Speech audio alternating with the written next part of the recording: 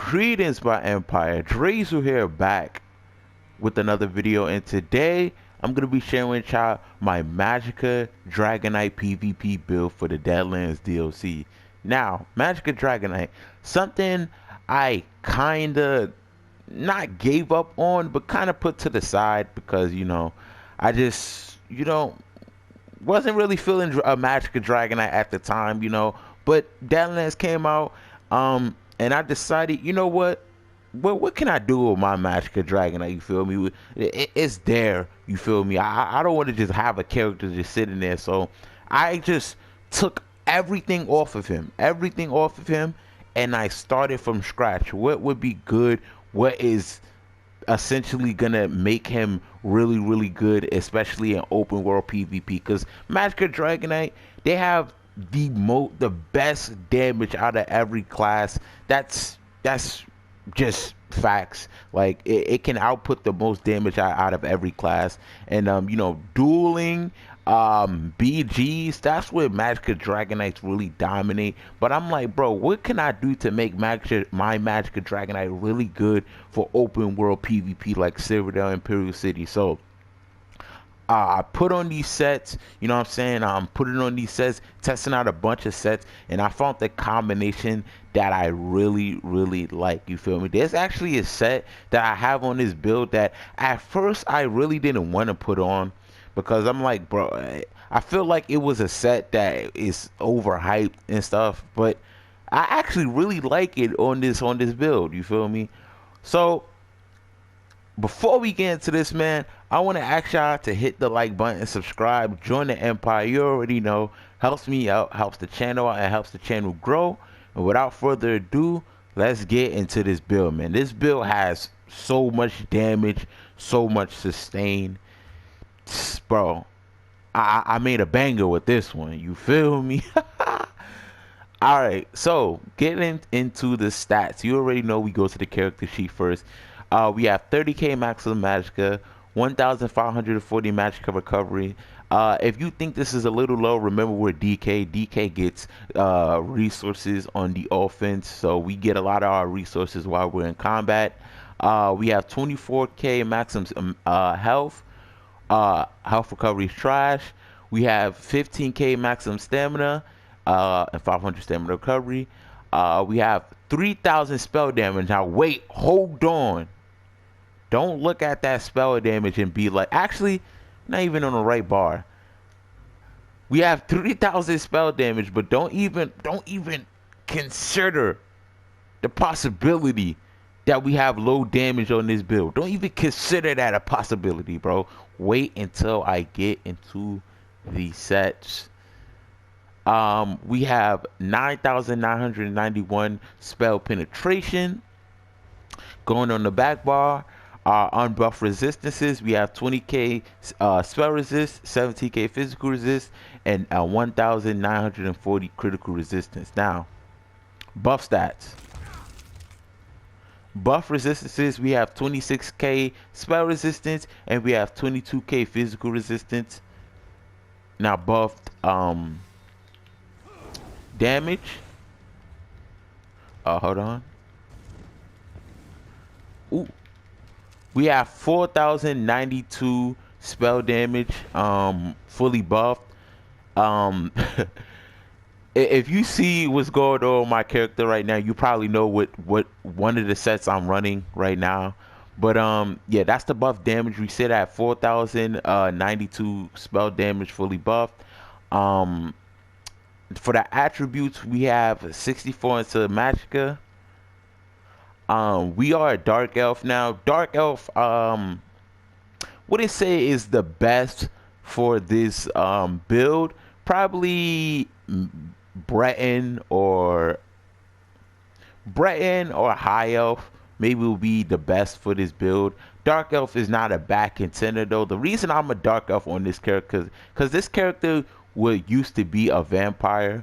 Dark Elf has natural flame resistance, so it kind of mitigates vampires debuffs. But Dark Elf is not good. I like Dark Elf because it's really a hybrid race. It gives you stamina stats and Magicka stats, as you can see right here.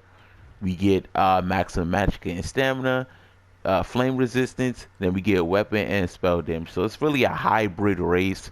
It's not bad, you feel me, for this build. But if you're choosing a race to go with this build, I would suggest either Breton or High Elf. We are running the ice cream fruit. Just for the raw Magicka stats, we get 4,199 maximum Magicka and 419 Magicka recovery. For the boon, I'm running the Astronaut for the raw Magicka recovery, 310, just to give us the Magicka we need, to keep our resources up. Now, to get into, before we get into the sets, let's get into the potions I'm running. I'm running triple tripod potions. Why am I saying triple? Tripod potions gives you everything you need, gives you health, Magicka, and stamina, and the recoveries for all of those. Just the best potions in the game. Run the potions, you feel me? Just run the potions. Now, for our front bar, we are running Black Rose Inferno Staff. Now, I know y'all might be looking with your eyebrows up right now, like, huh? What the heck are you running? Well, we are running the Black Rose Inferno Staff in the front bar. Weapon damage enchantment, sharpen. Then, what it does is the second piece reduces the cost of impulse by 10%. Impulse places a lingering element damage on your targets, dealing 2,000. I don't even know why I'm saying the number. Flame damage, shock damage, and frost damage over 8 seconds. Each element tick once over the duration its damage scale and of the higher of your weapon or spell damage. I don't even know what that last part was. But basically, to sum it all up, impulse is reduced by 10%. Then when you use impulse, it leaves a tick on them that does flame, shock, and frost damage over 8 seconds, and it scales off your higher of your weapon or spell damage. So the reason why we are running this impulse as an ability, I really like impulse. Now let's go into impulse right now. Actually, you feel me? I usually go into the abilities after I do the sets, but I wanted to go to the impulse right now. Impulse as an ability is really good because of the minor mangle it gives you. It says right there, and inflicting them with minor mangle, reducing their max health by 10% for 8 seconds. So with minor mangle, that's basically like you're basically doing percentage health damage to that person. You're basically doing percentage health damage. You're basically taking somebody's health away, taking 10% of their health with just that alone, you feel me? Which is really good damage when you really think about it. And impulse as an ability doesn't do the worst damage, especially when you have the flame tick on the enemy, because it is an execute as well. So just having the Black Rose Inferno Staff to give us not only reduce cost of our impulse, but give us a little tick when we do it as well. So bam, show you the tick right there. That's the little tick, just to add on extra damage to taking the person's health away is really, really good, So that's why I run Black Rose Inferno Staff. Impulse is actually a really good ability that I really like using on Magicka. Just for the minor mangle, really just for the minor mangle. Just taking somebody's health, 10% of somebody's health. You're basically, nerfing wardens when you're fighting wardens because they get minor toughness. You put the minor mangle on them, they don't have the minor toughness no more. Really good. Yeah. Now, on the back bar, I'm running the Buffer of the Swift. Now, I have poisons on this. You can run whatever you want. You can run whatever enchantment, whatever poison you want to run. I have double dot poisons. Like I said, run whatever you want. I have powered to increase our healing by 8%. I have a lot of healing on the back bar. So, have increased healing is good. If you want, you could put the defender on this to increase your defense. You could put whatever you want. Either defending or powered would be good. Now, what the buffer of the Swift does is it gives you a line of maximum magicka, a line of armor, another line of armor. Then the fifth piece reduces the damage taken from players by 10%. So basically just 10% mitigations. Basically a major protection buff at all times. Really, really good. You're going to be tanky in the back bar. It's going to be hard to drop you in the back bar. You're going to be able to sustain yourself, get your heavy attacks off. Just, you know, be overall more bulkier on the back bar. That's why I like the Swift. The Swift is really, really good. Now, getting into the actual armor, I am running 5-piece light and 2-piece heavy. You want impenetrable or NPen on all your armor. I have reinforced on this, you know, because I just don't have the transmute crystals right now. But you want NPen on all your armor. You want the maximum health enchantment on all your armor as well. And this is our monster set, Vulcan Scoria. Now, I've always been a big fan of Vulcan Scoria, bro. It's like, I've always loved what Vulcan Scoria does, and on DK it just hits so hard, you feel me? So let me get into what Vulcan Scoria does. So the first piece gives 1,435 offensive penetration. Then the second piece, when you deal damage when you deal damage with a damage over time effect, you have an 8% chance to summon a meteor that deals flame damage to the target and flame damage to all other enemies within 5 meters. This effect can occur every 5 seconds and scale off your higher of your weapon or spell damage. So basically, this can cause a meteor to drop off your ticks, you feel me? So just to give you an example, I hope this happens right now, man. I have 3 ticks on this build. Actually, 4 ticks, right? Come on. 8% chance, and bam, bro. The burst damage that Vulcan Scoria does in a fight is just so good, you feel me? Especially on a DK, since DK's you know, flame breath basically buffs all flame damage ability or flame damage in general on the enemy. So when you apply flame breath on an enemy and do any type of flame damage, the flame damage is buffed. So Vulcan Scoria doing flame damage, and it's just like overall more burst on the enemy. It's just actually invaluable, bro. I tried testing out Zons, and Zons was good in certain situations, but I feel like Vulcan Scoria just did the best for me, bro. Just overall more burst. I had just overall more damage output. Especially because I have, like I said, 4 ticks on my build, so it's really easy to proc this Vulcan Scoria. It's not hard to proc it at all. Really good damage overall, and what can I say? Vulcan Scoria is up.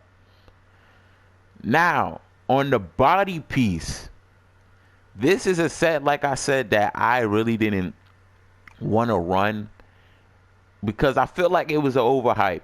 And that set is Daedric Trickery. Now, what Daedric Trickery does is it gives you a line of maximum health, a line of stamina, a line of stamina, a line of magicka, and when you deal damage, you gain 1 of 5 random major buffs for 21 seconds every 9 seconds. So the buffs are expedition, protections, mending, heroism, and vitality. Now, basically what this is doing is every 21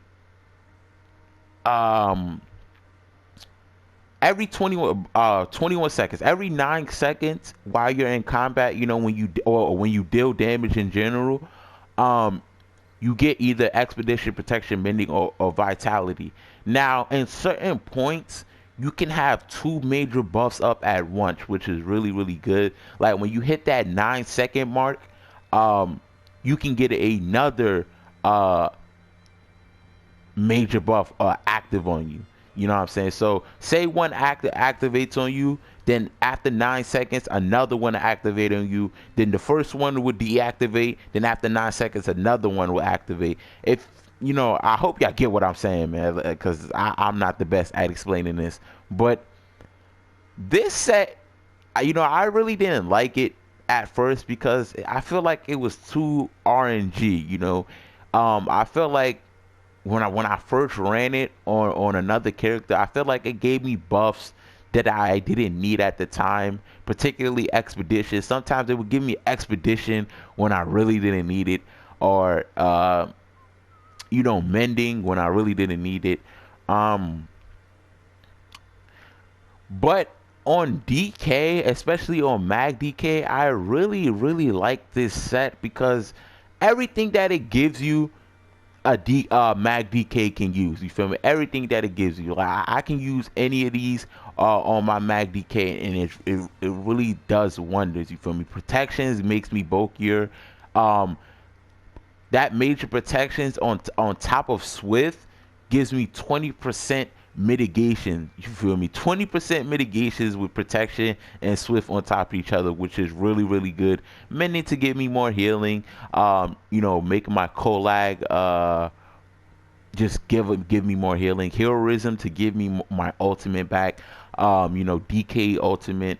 Ferocious Leap gives you a big shield. So not only is it the heroism giving me more damage, but giving me more sustain as well. Vitality, even more healing, and expedition. When I'm in open world and I need to, gank. I said gank.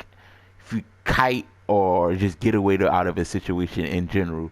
So I really like Danger Trickery on Mag DK. I like the random, not even the randomness, just that everything that it gives you can be utilized on Mag DK. So Danger Trickery, really good set.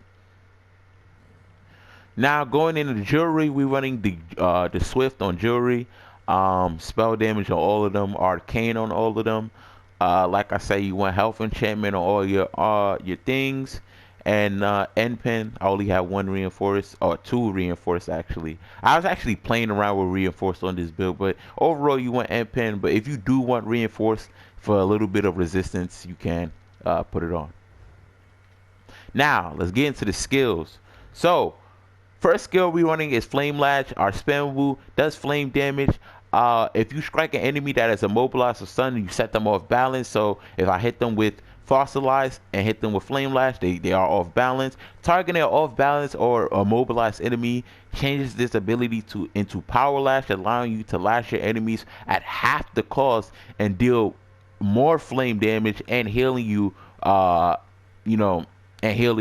an amount. You know what I'm saying? So why this ability is so good is basically a lot of damage, cheap.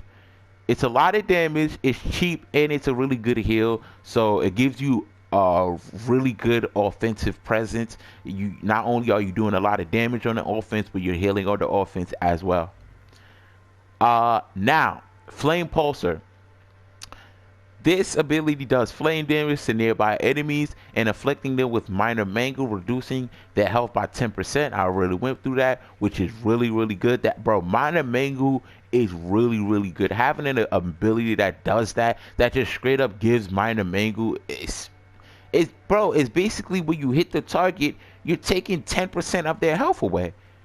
Like, this is like a counter to people with like 30k health, 35k health, because bam, I just took 10% of your health away with this minor wiggle. And if I keep on applying this in the fight consistently, you're not gonna have that health back. You know what I'm saying?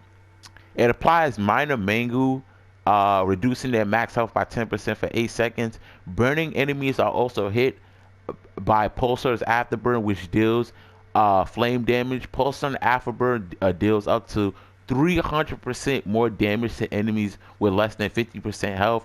Now, the Afterburn doesn't do a lot of damage, even when fully buffed damage. Doesn't do a lot because this is meant to be an AoE, for ads and stuff like that, to execute ads. But when you're when you have, a player in the execute range, the Afterburn is actually a solid tick when it's doing that 300% more damage. To enemies with less than 50% health, that Afterburn is actually a really solid tick, and it can actually get people out the way. You can actually get a good, really, really good damage out of the Afterburn, with enemies under 50% health. So really good. Flame Pulsar, I really like this ability on Magicka. Like I said, the minor Mangu just says it all for me. And yeah. Fossilize. You encase your enemy in stun, stunning them for 3 seconds. When the stun ends, they take magic damage. I wish that was flame damage, but it's magic damage, whatever. And are immobilized for 3 seconds. This stun cannot be blocked or dodged. That's why I love a Fossilize so much, because not only is it a really good stun, it can't be blocked or dodged. So you run into those people who roll dodge, stuff like that. You can't block this. You feel me? You gonna get on your knees. You feel me? Nah. But yeah, Fossilize, really good stun. Decent, decent damage on a stun. Not the best, but decent damage on a stun, and it can't be blocked or dodged. So really good. Burning Ember is one of our ticks. It does flame damage and additional flame damage over 14 seconds and heals you for 76% of the total damage afflicting when the effect ends. Enemies hit by the initial hit are afflicted with the burning status effect. Really good damage, especially the tick over 14 seconds. That's what really gets the whittles the person's health down, and it's really good for the offensive sustain. Like I said, heals you for 76% of the total damage, so really good damage, really good offensive sustain. Engulfing Flames, I really love this ability, especially pairing up with Valkyrie. You exhale flames, a flaming blast to enemies in front of you, dealing flame damage and additional flame damage over 14 seconds. Afflicted enemies take more damage from all flame damage attacks based off your offensive stats, with a maximum of 10% bonus damage taken. So, I have 9%. I'm wondering if this would go up. I think it goes up if I have more damage. Yeah, when I, buff my weapon and spell damage, just goes up to 10%. So while you have this on somebody, basically this ability, Ferocious Leap, and Valkyrie, Pulsar and Valkyrie all do an extra 10% more damage. Oh, and Oblivion Flame, you feel me? But I didn't even get into that yet. All these abilities though, all those flame damage abilities are going to get a 10% increase when you have Engulfing Flames on the target, which is really good.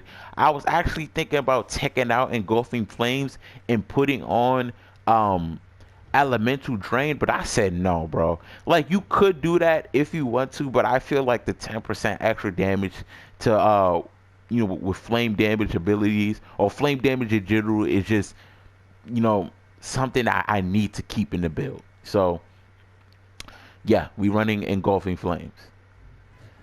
Now, Ferocious Leap, this is our ult. It costs 125 ultimate. You launch yourself at the enemy, dealing flame damage to all enemies in the area, knocking them back and stunning them for 2 seconds. After leaping, you gain a damage shield that absorbs 24,922 damage for 6 seconds. This portion of the ability scales off your max health. So basically, you're getting this ult is really good damage, a really good area CC, and you get a shield for all your health. You know what I'm saying? You get a shield that spans all your health. You know what I'm saying? So really good damage, really good CC, and really good survivability off of this ult. Now, back bar, first ability, we're running Coagulating Blood. This is one of the best heals in the game. You draw on your Draconic Blood to heal you for a health, increasing by up to 33% additional healing based off your missing health. You also gain Major Fortitude and increasing your health recovery by 30% for 20 seconds, which the Major Fortitude is not really good because we already know health recovery is trash. But the healing itself in general, is really good, because Colag is based off your missing health. So if you take a significant amount of damage, either you get bombed or you get encapped or just anything, you get meteored, when you pop this ability, you're basically gonna go back to like near full health. It's absolutely insane. Actually, I want to look at Cola. Where is it at? Yeah, absolutely insane. Just the healing itself is absolutely insane. You're gonna get all your health back.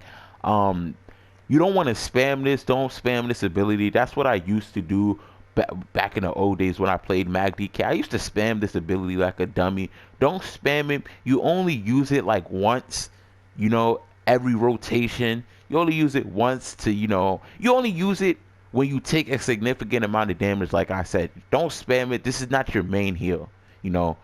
Now, regeneration, rapid regeneration, this is your main heal. This is yeah, this is your main heal. So share your staff's life-giving energy, healing you or a nearby ally for health over 5 seconds. This is your main heal. This gives you a ridiculous amount of health over 5 seconds. It's absolutely insane. This is going to be your main heal. This is what's going to keep you up. Now, Flames of Oblivion, if you want, you can swap this out with Cauterize if you want. I just wanted the extra flame damage, you know, just to it's whatever you want. Either if you want more sustain, you go Cauterize. If you want more damage, you go to Flames of Oblivion. I went Flames of Oblivion because I wanted more damage.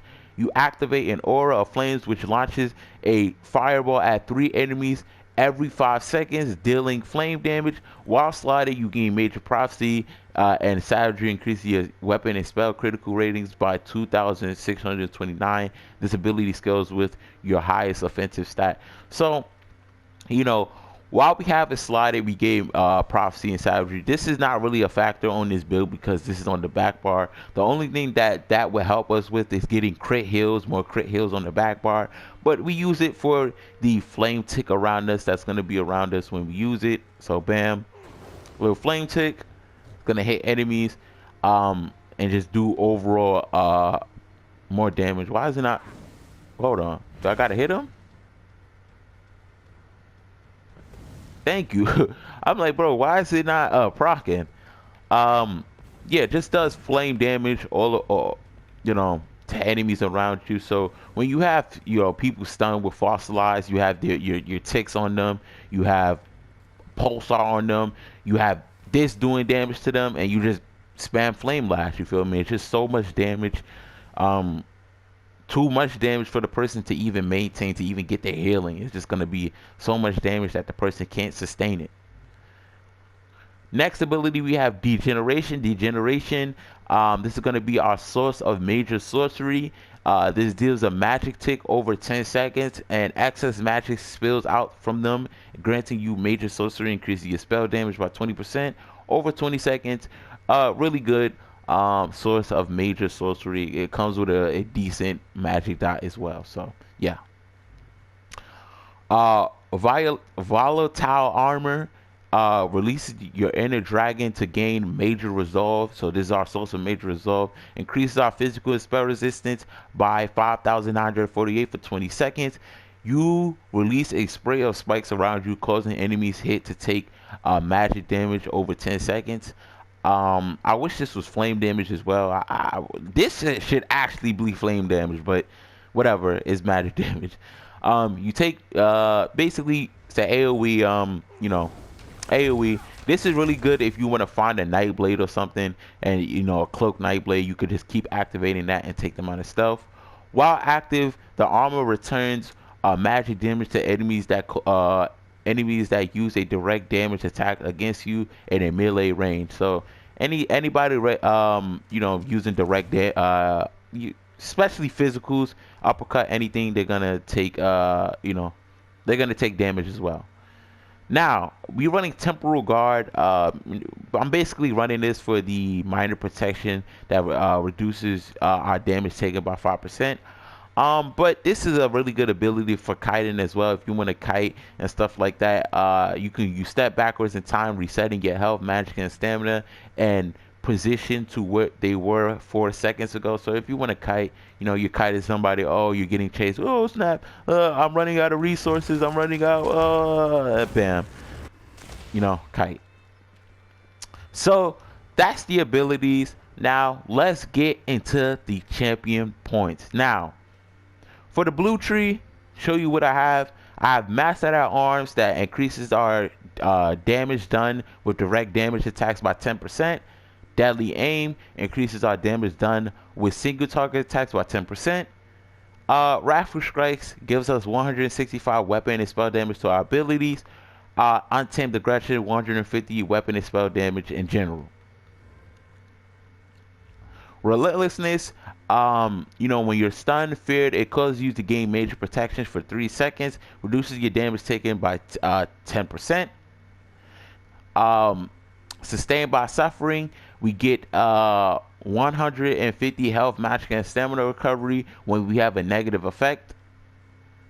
Fortify gives us 1,731 armor, and Boundless Vitality gives us 1,400 maximum health. So I hope y'all enjoyed the build, man. I really been enjoying this build.